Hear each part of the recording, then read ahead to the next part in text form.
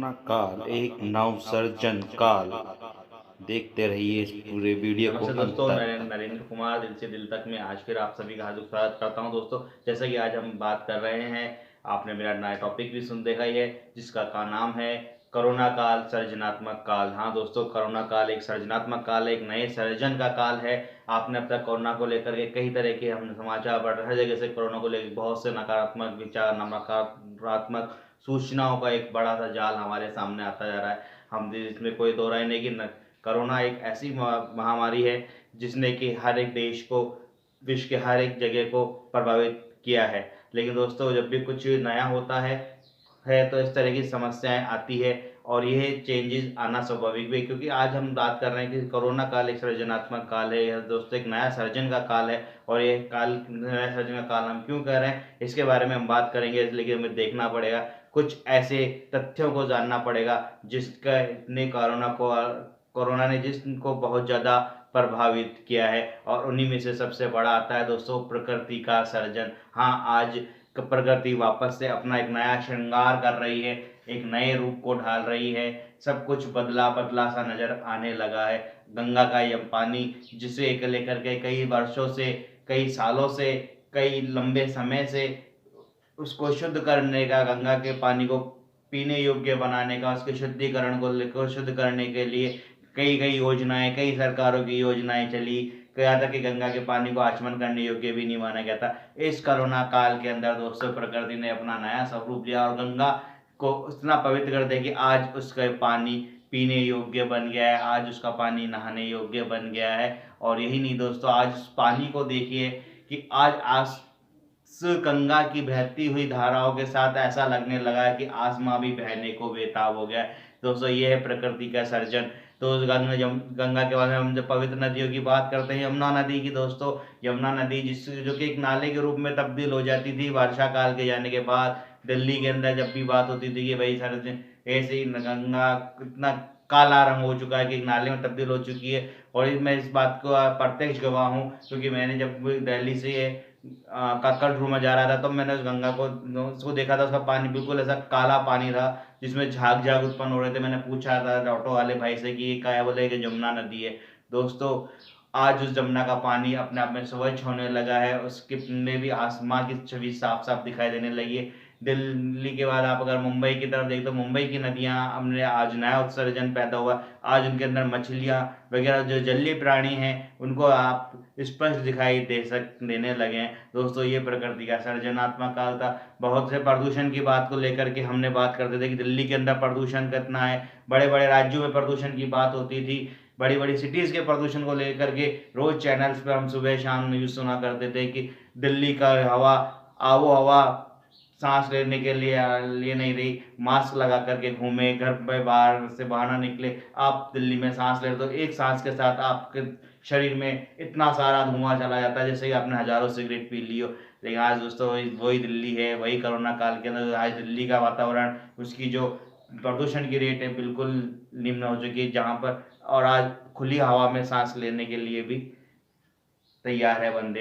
दोस्तों, आज ये तो हुए नेचुरल। नेचर में आप देखेंगे तो आज वो हिमाचल पर, हिमालय जो हमारे भारत का एक मुकुट के रूप में जाना जाता है, हमारे लिए बहुत कई जगह पर उनकी बात होती थी, और आज वो हिमालय बकाफी समय बाद हमें लुधियाना, जालंधर की सरहदों से वो हिमालय साफ प्रतीत होने लगा है। चांदी सा चमकता हिमालय आज बरसों के बाद वापस हमें अपने पूर्ण रूप स्वरूप में दिखाई देने लगा है। ये प्रकृति का नया सर्जन। सर दोस्तों, इसी सर्जन के अंदर हम आते हैं। आज हमारी दैनिक जीवन की भी बात करें तो आज हम अपने आप में भी एक नया चेंजेस देखने को मिल रहा है। कुछ काफ़ी आज से 40 साल दिन पहले, 50 दिन पहले, कई कुछ समय पहले हम जब भी घरों में होते थे, हमारे पास टाइम नहीं हुआ करता था। हाँ बिल्कुल दोस्तों, टाइम नहीं हुआ करता था। पत्नी पति पत्नी के एक दूसरे के लिए टाइम नहीं दे पा रहे थे, बच्चों के लिए टाइम नहीं था, माता पिता के लिए टाइम नहीं था। हमारी लाइफ लाइफ नहीं थी, बल्कि एक ऐसा पहिया बन चुकी थी जिसपे कि ब्रेक लगना शायद संभव ही नहीं था। हम चलते चलते भी कई बार सो जाते थे, या सोते सोते चलने लग जाते थे। खाने के लिए भी हमारे पास में टाइम नहीं हुआ करता था, खाने के लिए हम सिर्फ ऑर्डर हुआ करता था, अरे एक पिज़्ज़ा भेज देना यार, आज वो डिलीवरी मंगा दे, खाने में क्या बनाओ यार, ऑर्डर कर दो। ये एक लाइफ स्टाइल का पार्ट था। लेकिन दोस्तों पिछले कुछ समय में इस पार्ट को आप देखेंगे तो पाएंगे आपके जीवन में कितना बड़ा बदलाव आया है। जो रिश्ते दरकने लगे थे उनको वो दरकते हुए रिश्ते वापस मजबूत होने लगे हैं।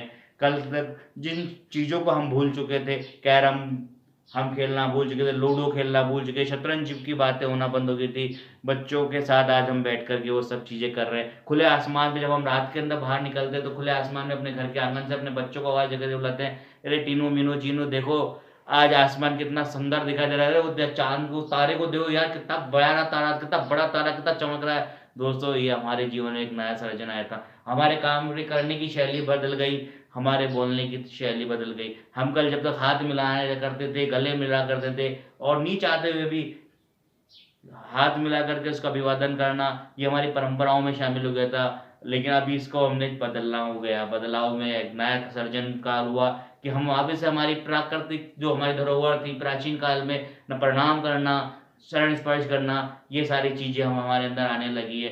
दोस्तों आज मास्क हमारी लाइफ का एक बहुत बड़ा स्टाइल में आ गया, लाइफ के अंदर एक बहुत बड़ा चेंज जो आने वाला है, जो आ चुका है, उसके लिए हमने अभी से तैयारियां शुरू करनी होगी। आज हमारे हाथों में अब आपके मास्क हो, हाथों में आपके ग्लव्स का होना, चेहरे पर मास्क का होना जरूरी है, क्योंकि बहुत दिनों थोड़े टाइम बाद आपको ट्रेन पर, रोडवेज की बसों पर, गली चौबारों पर ये मिलेंगे। कोरोना के कोई दवाई नहीं है, कोरोना से बचाव ही, कोरोना से स्वयं को बचाए, मास्क पहने, सावधान रहें, तब अपने साथ तापमापी लेके चलें, और कुछ ज़रूरी दवाएं अपने साथ रखें। और हो सकता है परमात्मा की मौज रही तो बहुत जल्दी कोरोना के लिए एक नया वैक्सीन भी रेडी हो जाएगा। भारत की हम बात करते हैं दोस्तों, यही भारत है जिसने आज काफ़ी हद तक चेंज हो चुका है। यही भारत जिसने के लिए कहा जाता था कि कोरोना का जब विस्फोट होगा तो हिंदुस्तान संभले नहीं संभलेगा। लेकिन दोस्तों हिंदुस्तान वास्तव में 130 करोड़ योद्धाओं का एक ऐसा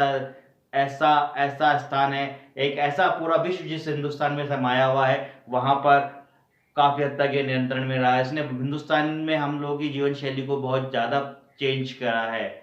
हम लोग आज घरों में बैठे हुए अपने परिवार को टाइम दे रहे हैं, ये सबसे बड़ा चेंज है। खाने पीने में जो हमारे नुक्स निकला करते थे, लेकिन आज खाने पीने में हम अपनी पत्नियों के साथ या अपने माता पिताओं के साथ में बैठ करके हाथ बटा रहे हैं। आज वर्क टू होम का काम शुरू हो चुका है कि हमें अपने घर पर बैठकर ही काम करना भी पड़ रहा है। कि कोई प्रोजेक्ट है, हम घर पे बैठ के उस पर वर्क कर रहे हैं, एक अलग कमरे में बैठ के हम काम कर रहे हैं। कितना चेंज हुआ है। यही नहीं दोस्तों, अब जो नया तकनीकी चेंजेस आपके सामने आ चुके हैं, अब आपको ऑनलाइन भी आना पड़ रहा है, क्योंकि अब आपके पास में और कोई ऑप्शंस नहीं है। करेंसी, डिजिटल करेंसीज पर भी हम कल बात करें, जो हमें इस में अगर हमने इस सर्जन काल को अगर यूज में नहीं लिया तो हमें आने वाले टाइम में दोस्तों वास्तव में बहुत पीछे जाएंगे। आज हमें डिजिटलाइजेशन में जाना पड़ेगा, वर्क टू होम पे जाना पड़ेगा, सोशल डिस्टेंसिंग को भी अपनाना पड़ेगा। हो सकता है कि आने वाले टाइम में शादी ब्याह भी जैसे जो रस्में हैं उसमें, जैसे प्राचीन काल में 10-15 बंदों की बारात हुआ करती, उसमें शादी निपटा करती, शायद हम उस काल में जाना पड़ेगा। मतलब ये अपना एक नया चेंज, नया ट्रेंड आ गया है या आ रहा है। अभी हाल ही की इस कोरोना काल में दोस्तों बहुत से सुखद समाचार भी आए, बहुत से दुखद समाचार भी। ऋषि कपूर जिनका एक नाम फेम क्लेम था, आज वो जब गए तो एक खामोश जिंदगी के साथ चले गए, परिवार के साथ गए। दोस्तों ये भी एक सर्जनात्मक, ये भी एक चेंज है जो प्रकृति ने हमें दिया है कि आने वाले टाइम में हो सकता है कि आपके पास में इतने व्यक्ति ना हो और इतने ही व्यक्ति से आपको कार्य करना पड़े। हो सकता है गवर्नमेंट को भी एक गाइडलाइन बनानी पड़े कि भाई अगर किसी व्यक्ति की मृत्यु होती है तो उसका दाह संस्कार 5 घंटे 6 घंटे में करना अनिवार्य होगा। ये एक सर्जन में आपके आएगा दोस्तों। ये सर्जन के अंदर हम बात कर रहे हैं तो आपके लाइफ स्टाइल की मैंने बात करी, और भी चेंजेस है, वर्क होम की हमने बात करी। कई देशों के अंदर भी इसका प्रभाव है, लेकिन हर देश में एक अलग अलग गाइडलाइन बनना प्रारंभ हो चुका है। इसके लिए अमेरिका, कई विकसित देश जो थे जिन्होंने इस चीज़ को हल्के में लिया था कि हम कोरोना से फाइट करेंगे या कोरोना हमारे लिए कुछ नहीं बिगाड़ेगा दोस्तों, उन सबका हाल बहुत बुरा हुआ है। अमेरिका पर सबसे ज़्यादा जनहानि अमेरिका के अंदर हुई है, लेकिन उसने भी अपने लाइफ स्टाइल को चेंज करना शुरू करा है, सोशल डिस्टेंसिंग को चेन में वो आने लगा है, उसने भी आज कहा है कि भाई हमें नया स्वरूप अपनाना पड़ेगा, हमें कोरोना के साथ जीना पड़ेगा। हिंदुस्तान में भी यह पैटर्न शुरू हुआ है। अब सर्जन की हम बात कर रहे हैं तो दोस्तों आपको सोशल डिस्टेंसिंग पर आना पड़ेगा। प्रकृति की बात होगी, सोशल डिस्टेंसिंग की हमने बात करी, और अब जब हम बात करते हैं सर्जन की तो दोस्तों आपका जो सर्जन है वो है कि अब आपको बहुत ज़्यादा जागरूक होना पड़ेगा। अब आपको भीड़ भाड़ से दूर रहने की आदत डालनी पड़ेगी। यदि आप भीड़ में जाएंगे तो नुकसान उठाएंगे। ये बात माननीय प्रधानमंत्री जी ने भी कही है, कई लोगों ने कही है, और इसका जो पूरे कोरोना काल का जो निचोड़ आ रहा है वो यही आ रहा है कि हमें अपने आप को बदलना पड़ेगा। वही गाड़ियाँ वही, क्योंकि हम सोच रहे हैं कि अब लॉकडाउन खुल जाएगा, हम हमारी गाड़ियाँ लेके फिर से तेजी से चलेंगे, फिर प्रकृति, क्योंकि प्रकृति अपना संदेश स्पष्ट दे रही है कि मैं अपना सर्जन करूंगी। यदि आपको अपने आपका सर्जन नहीं किया तो आपको ये खामियाजे भुगतने पड़ेंगे। कई बीमारियां प्रकृति ने हमें कई छोटे छोटे संकेत दिए हैं। हर बार प्रकृति अपना सर्जन करती है, ये बात भी तय है, हर व्यक्ति का सर्जन होना भी तय है। इस सर्जन काल को आप जितना पॉजिटिविटी में लेके जाएंगे उतना ही आपको फायदा मिलेगा। यदि इस समय का आप उपयोग करेंगे अपने अच्छे चीज़ों के लिए, अच्छे थॉट्स के लिए, तो आपको बहुत ज़्यादा फायदा मिलेगा। कई लोगों ने अपने भवन निर्माण का काम शुरू किया था। इस कोरोना काल के अंदर सबसे बड़ी चीज निकल कर आई है कि एक व्यक्ति दूसरे व्यक्ति की मदद के लिए भी तैयार रहा है।